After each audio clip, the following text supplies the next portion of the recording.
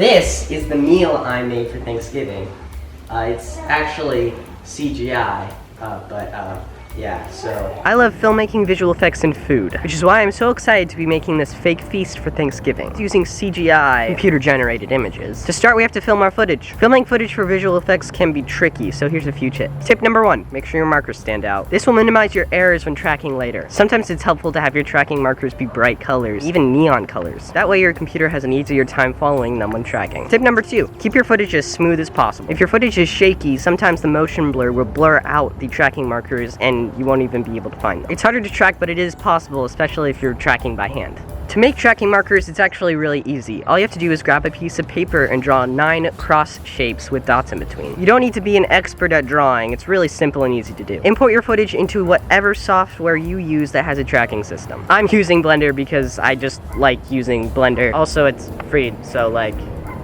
What is motion tracking? The overall goal of motion tracking is to match the same camera movement you have in your footage in a 3D camera. That way it looks like there's an actual mesh in your scene and everything lines up properly. There are a lot of tracking tutorials out there for Blender, so I'm not going to go into too much detail. Basically, you import your footage into Blender, add the tracking markers, solve your camera motion, and then there you go. As long as it's above 1 pixel, then you should be fine. Put your camera in your scene and boom, you're done. To actually make a giant feast in your scene, you're going to need to search for some reference images. I grabbed a whole bunch of reference images of baked turkeys, gravy, stuffing, mashed potatoes. Then I went about modeling all the different foods. I used a lot of assets that were actually made, but I did make the turkey, okay? I do like 3D modeling, so I'll give you a little tutorial on that. To start off, we have to model the main shape of a turkey. It consists of the main body, the legs, and the wings. I can put this all together with a mirror modifier and a subdivision surface modifier. And then I can move points around to refine the mesh to make it look more like a turkey.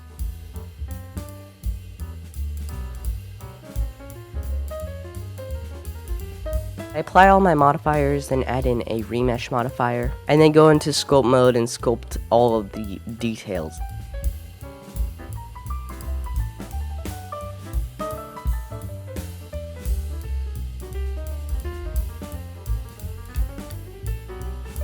Next, we've got texture. All that I have to do is add in an image texture and then connect it into the base color. I can then paint on my mesh in texture painting mode. In addition, I'm going to add in a noise texture mixed together with the image texture I painted. This will give it even more detail. I also want my mesh to have more texture so it looks a lot more like a turkey. I can do this with a noise texture connected to the bump that goes into the normal. I also added a noise texture connected to the roughness map. This made it look a little bit more greasy and juicy. Now you know how to make your own 3D turkey. I am such a nerd. Now you have a table with a big turkey in the center. The next part is probably my favorite. You basically add the assets that I was telling you about that I downloaded and didn't model, but I modeled the turkey. I also made this little like tablecloth thing. I don't really know why, but I thought it looked cool and it was in some of the reference images, so why not? Along with like 5 cheese plates because I couldn't find a lot of Thanksgiving foods. I also added in plates, silverware, and napkins.